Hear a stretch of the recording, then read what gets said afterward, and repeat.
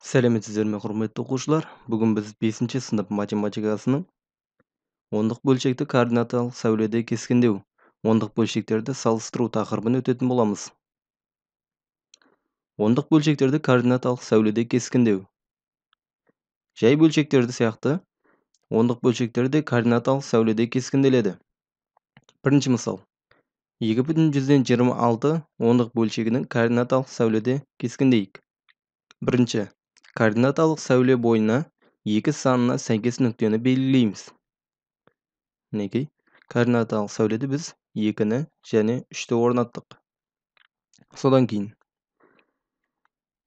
2-ден бастап келесі бірлік кесіндіні тең 10 бөлікке бөліп, мінекей, тең 10 бөлікке бөлеміз және бөліктердің екеуін алып, оны 2,2 деп белгілейміз дейді.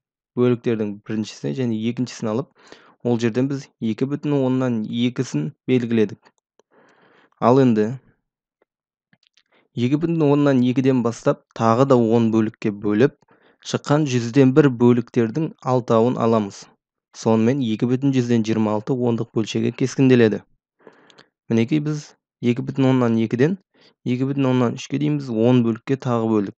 Соның ішінен 6-шысын алып, яғни 2,126-ға сәйкес келетін нүктені таптық. 2,126 санын координаталық сәуледе кескіндедік. Ондық бөлшектерді салыстыру. Ондық бөлшектерді координаталық сәуледе салыстыру.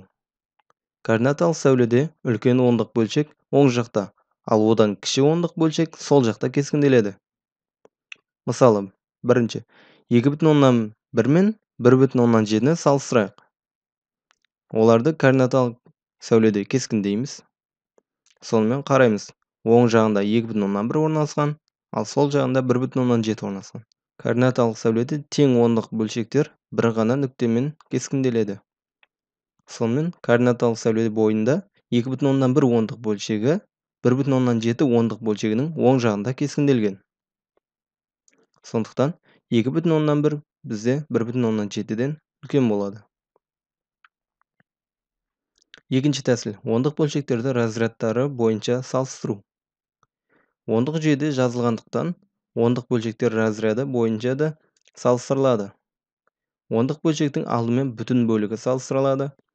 Екі ондық бөлшектің қайсысының бүтін бөлігі үлкен болса, сол ондық бөлшек үлкен болады. Мысалы, 2,1 мен 1,5-ті салыстырсақ, бұл жерде бүтін бөлігі бойынша салыстыратын болсақ, бізде бүтін бөлігі 2 мен 1. Әлбетте 2 саны 1 санынан үлкен. Сондықтан 2,1 саны 1,5 санынан үлкен болады. Ал енді, егер салыстырылатын екі ондық бөлшектің бүтін бөліктері тең болса, онда ондық үлестері салыстырылады. Қайсысының ондық үлесі үлкен болса, сол сан үлкен болады. Осылайша жүздік, мыңдық және тағы сол сияқты үлестерін салыстыру керек. Мысалы, 2,1 мен 2,5-ті салыстырсақ, бұл жерде екеуінің де бүтін бөліктері тең. Яғни 2,1 2-ден тұрады, және 2,5 оның да бүтін бөлігі 2. 2 мен 2 бір-біріне тең болғандықтан, оның ары қарай ондық бөлшектері салыстырылады.